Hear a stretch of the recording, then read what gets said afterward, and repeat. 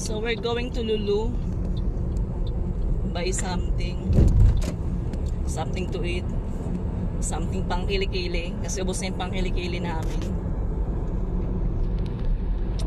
Let's do this, guys. Hello guys, today is Friday. So today ay day off po namin.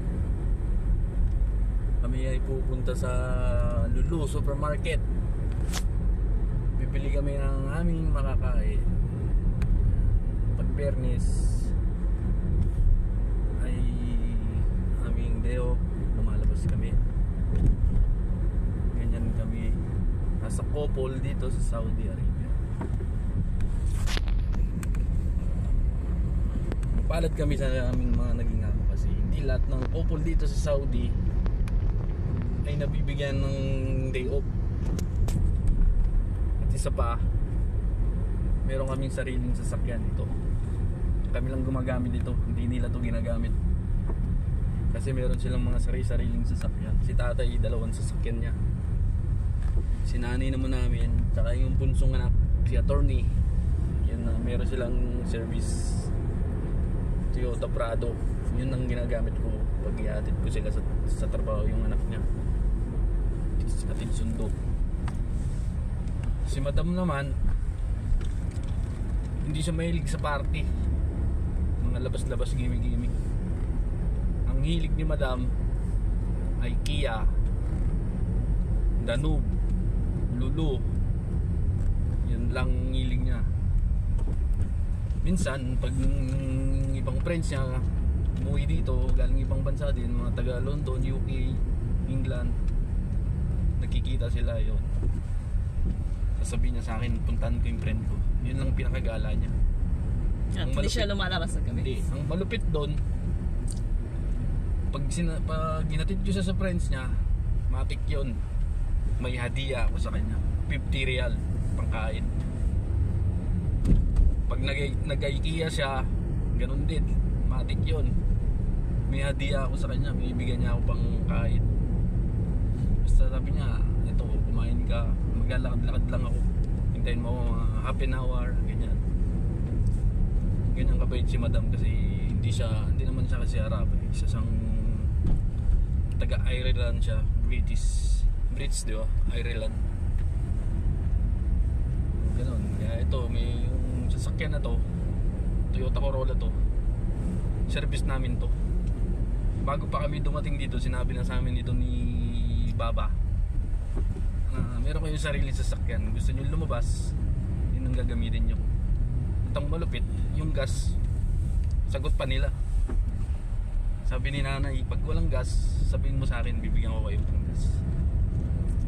Yun ang malupit doon. May sasakyan ka na, libre ka pa sa gas, di ba? Bihira lang yung ganitong amo dito sa Saudi compare doon sa una naming naging amo. Yung service namin, hindi kumawakan yung susi, binibigay lang pag aalis kami. Pagka uwi, kinukuha na yung susi. Eh dito, apat yung sasakyan nila, lahat ng susi na yun meron ako. Yeah, that's true. Ganun sila kabait. Ngayon, wala akong trabaho kasi nasa London sila umuwi nung Webes. Doon sila every ilan ba yun? Every 6 weeks. Every 6 weeks umuwi sila ng London kasi may bahay sila doon.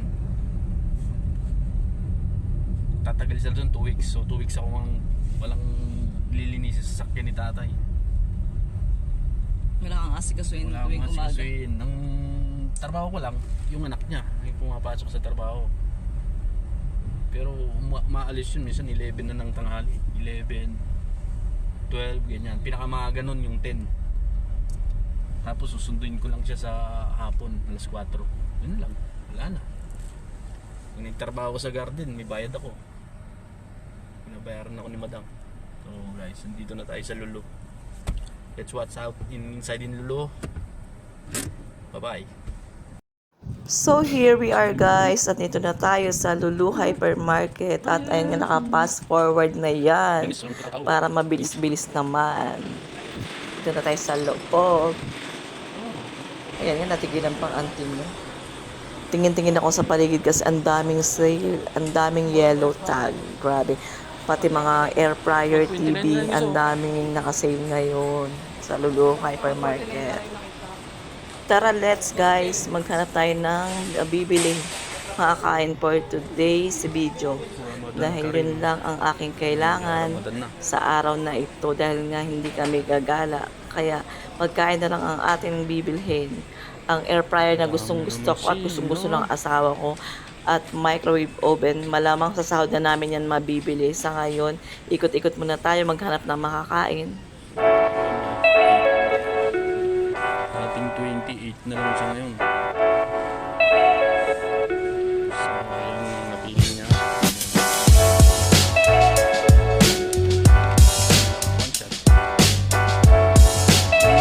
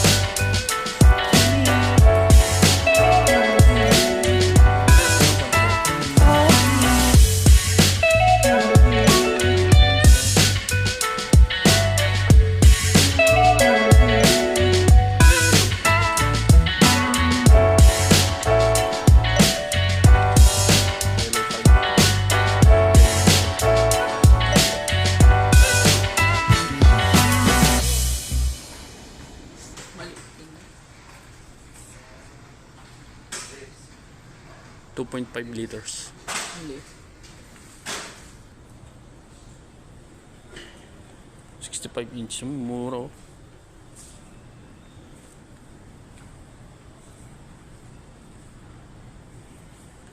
Oh. Ito, kung gusto mo ng sini sa loob ng bahay mo, 85 inches.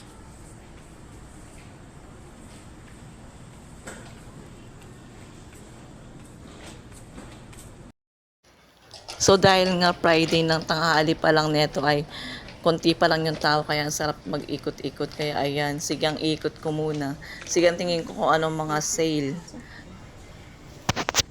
At ayan nga, napadpad ako dito sa mga tuna kasi isa to sa mga favorite ko. At pag minsan di kami nagluluto, nagkanya-kanya kami ng ulam ng asawa ko. Ito lang ang inuulam ko, yung mga ganitong tuna. Lalo na itong tuna na to kasi mura lang to. At masarap siya. At di siya durog. Kaya yan inuulam ko minsan. Nilagyan ko lang siya ng sibuyas. Ako rin sana bumili itong mga ready to eat na corn pero namamahalan pa ako kaya iniwanan ko siya. So ikot na naman ang ante. Nakikita nyo naman, napaka-smooth lang ng aking paglalakad. Napaka-relax kasi nga kakapamili lang namin. Dahil nga meron kaming monthly grocery galing sa amo namin. Kaya naman relax lang ako nagtitingin-tingin dyan ng kung anik-anik. Pero ang pakay nga lang talaga namin dito sa Lulu kaya nagpunta kami ay ang bumili ng deodorant at ng aming mapuputrip ngayong araw na to. Hindi ko nga alam kasi minsan pag mga ganitong sitwasyon mga di naman namin kailangan nabibili na rin. Pareho kami ng asawa ko. Ewan ko kayo din ba ganyan? At dito naman po tayo sa mga hotdog and chicken. So, kumuha ako ng 3 balot ng hotdog kasi naka-sale siya ngayon. Bali 3 pieces, 9.95 na siya. So, laking tipid, di ba? Masarap. Masarap to. Mura pa. Putang ina. Mura. Ano yun? At dahil nga nakasale din ngayon ng chicken breast, ay kumuha na rin ako ng isa para may pansahog-sahog ako sa mga ginugulay-gulay ko. At ito na lang din ang meat na pwede sa asawa ko. At syempre, dahil nakasale din ang chicken burger, ay kumuha na rin ako nito. Bali, ang kinuha ko dyan yung tig 9.95. Bali, may 8 pieces siyang laman sa isang box. O, diba? Ang daming nakasale ngayon dito sa Lulu. At yun nga, napansin ng asawa ko na yung box pala ay bukas. Kaya naman to ay pinalitan ko. At syempre, pipili tayo ng maayos ng packaging para alam natin na walang bawas. So, diba? At dahil gusto rin ng asawa kong maggulay, gusto niya ng talong, kaya naman ngayon ay pupunta tayo dun sa mga vegetable section. At ayun na nga siya, pumipilas na ng plastic para kumuha ng talong niya. Guys, tingnan ninyo, iba't ibang klase ng talong. Talong. Lalaki ng talong. Talong. Talong. Talong. Talong. Parang talong sa atin. Talong. Ito yung parang talong sa atin. Kasi mapait yan. Right?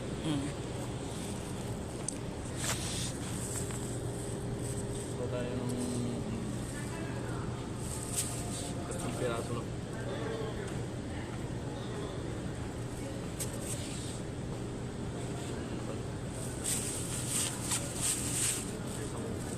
At kumuha nga rin siya dyan ng isang peraso ng upo, yung maliit lang.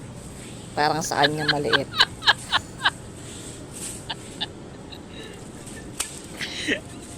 At syempre, kailangan niya itong i-plastic dahil titimbangin pa ito.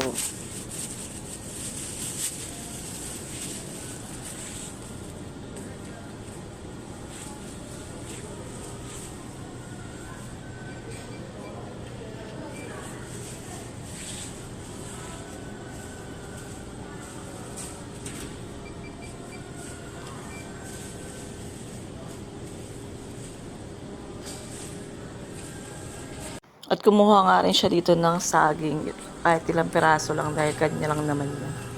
Nakasale nga din siya ngayon, dati siyang 5.95, ngayon 3.95 na lang. Tama na yan. At syempre, papatimbang din niya tong saging na binili niya. Hindi tayo ng tinapay para sa aking burger. Ano na ba yan? Maganda yung guluhin natin siya for the food trip. Dito nga sa Luloy may mga ready to eat na silang mga paninda, kaya naman bumili na rin kami dito ng ulam kasi nga tanghalian na rin naman. Bali nga bago kami bumili dito ng ulam sa side na to ay nakabili na rin kami ng chicken kabsa, kasi nga ngayon pa lang namin itatry dito yung chicken kabsa nila sa Lulu. Itong ulam naman na binili namin ay chicken din, maanghang siya. Bali 10 real lang binili ng asawa ko.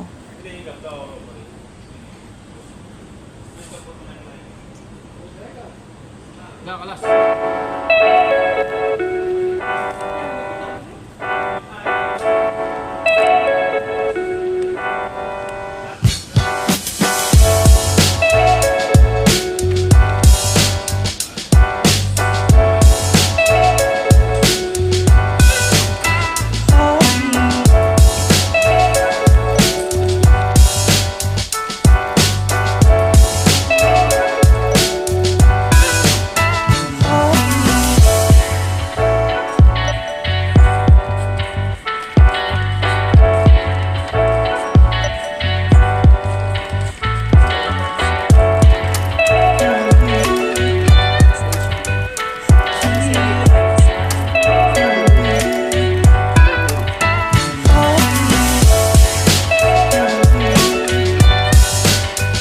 Tapos na nga kami mamili, na bili ko na mga gusto kong bilhin at gusto kong kainin. At ngayon naman ay pupunta na tayo sa cashier para magbayad ng ating pinamili. Pero magbabayad niya ng asawa ko syempre kasi alam ko may pera siya.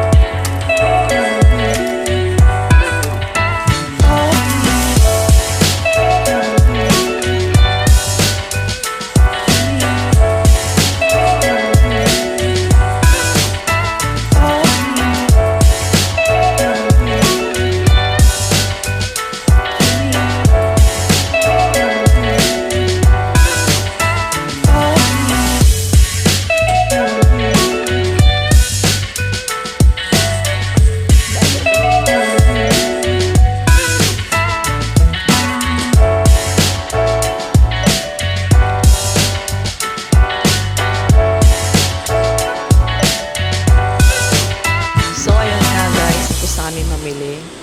Lalabas na kami ng Lulu Hypermarket. At ayan nga, nabudol ko na naman yung asawa ko. Let's go to the parking area. Sobrang luwag ngayon ng parking dahil nga Friday at maaga pa. Ito ay alas 12 lang ng tanghali, kaya naman maraming bakante. Pero pagdating ng mga hapon nito, umpisa ng alas 4, nako, sobrang dami ng sasakyan dito. Halos wala ka na maparkingan. Ilang beses kang iikot para lang makahanap ng pagpaparkingan ng sasakyan mo. Buti ngayon lumabas kami ng medyo maaga, tanghali pa lang. Kasi nga, naghanap kami ng aming makakain, mapuputri para ngayong araw dito. Dahil nga nag-usap kami ng asawa ko na hindi na naman kami lalabas, di kami gagala. Kaya inaaya na lang niya ako sa Lulu Supermarket at ayan nga. Nabudol ko na naman siya.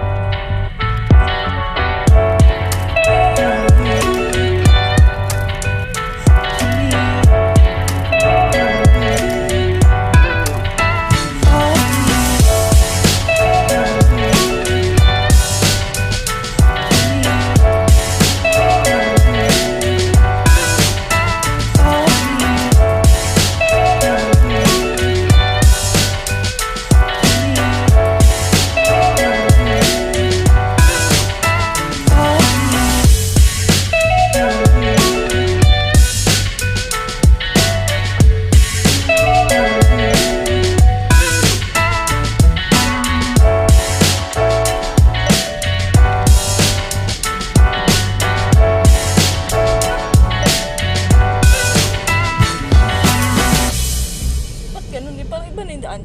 Pauwi. Tinanggalin ko, di ba? Roundabout. Yan yan, si Guilty. Hindi, parang iba na yung dinadaanan natin. Ito ba yun? Yan yun, tinanggalin rin ang roundabout doon. Ah, Ayun, di ba? Wala nang roundabout doon. Ginawan diretso. tama lang yun kasi nung parang delikado yun eh. Katulad Sobrang nung... traffic nga dyan pag paano yung tama. Ay, ganun. Napaka-traffic. Ito yung roundabout. At yun nga, narinig na ninyo ang runabout. Ibig sabihin nun, malapit na kami sa bahay namin. Ito na, binabagtas na natin ang daan patungo sa aming bahay.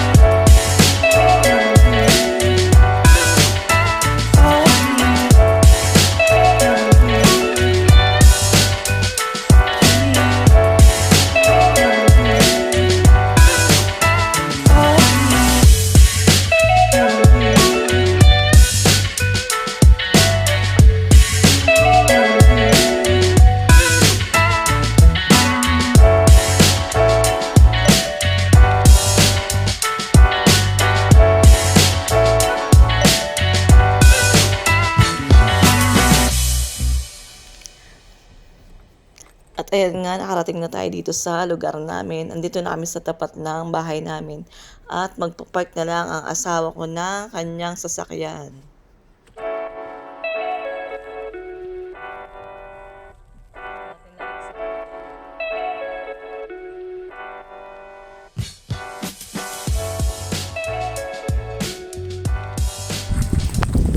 Ayan nga, nakikita nyo naman. Unahan na ako ng asawa ko maglakad. At siya naman dapat ang mauna kasi hawak niya ang susi ng gate. Tingnan nyo, ang daming basura ng tapat namin. Grabe, parang binagyo siya. Ang daming patay na dahon. So, dito na kami. Ito na ang pinamili.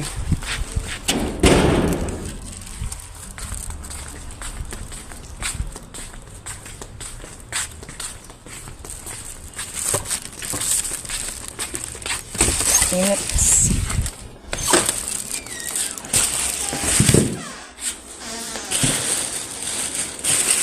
So, ito nga na aking nabudol sa aking asawa.